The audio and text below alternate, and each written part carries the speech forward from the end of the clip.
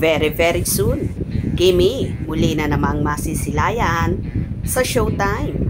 Funny, nagbubunyi.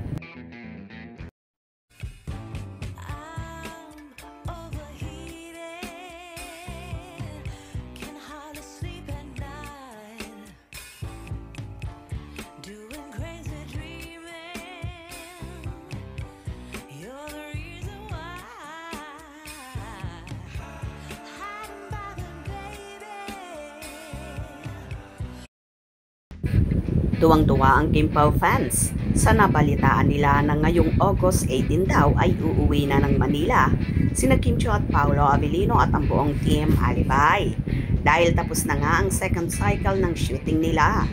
So excited naman ang fans ni Kim na masisilayan na raw nila ang dalaga sa noontime show na It's Showtime sa mga darating na araw. May larawan kasi na lumabas kung saan may hawak-hawak na gitara si Paolo at naglalakad sila ni Kim. Kaya pinutakti na naman ng kanilang tagahanga ang nasabing larawan na yon. Singer ata siya sa club na pinagtatrabahuhan ni Stella. Oo, nakita ko din yon. No, different po siya. Excited na kami sa Alibay. Lovely loving Kim Pao.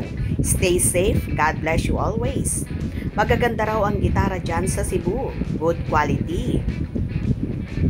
Super ganda ng guitars dyan. Nakabili ako sa Lapu-Lapu City. Yan, nagpakita na naman ang Kim Pao.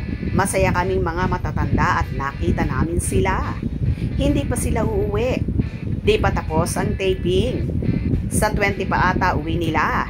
So, kasali ito sa scene. Not sure po. Sa balita po ng Marisol Academy. Yes, sa 18 po ang uwi nila sa Manila. Then si Miss Kim is in Showtime po sa 20. Much better kasi nakakamiss na si Kimi sa Showtime. Sana nga pumasok na siya. Lobat na kami. Wala kasi ang happy pill namin.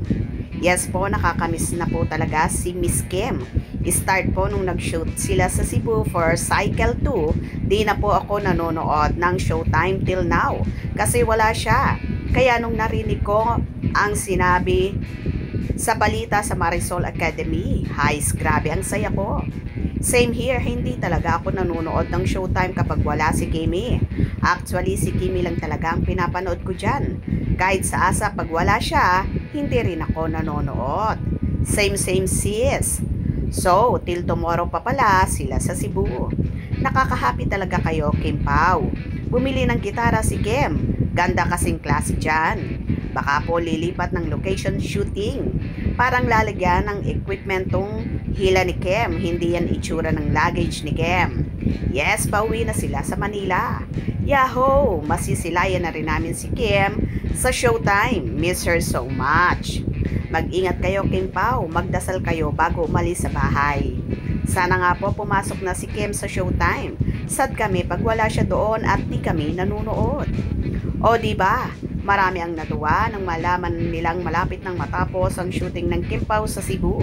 Para sa second cycle nila at sa wax daw ay masisilayan na nilang muli ang kanilang iniidolong si Kimi sa It's Showtime. Grabe kung ganon, lagari at walang pahingan chinita princess natin.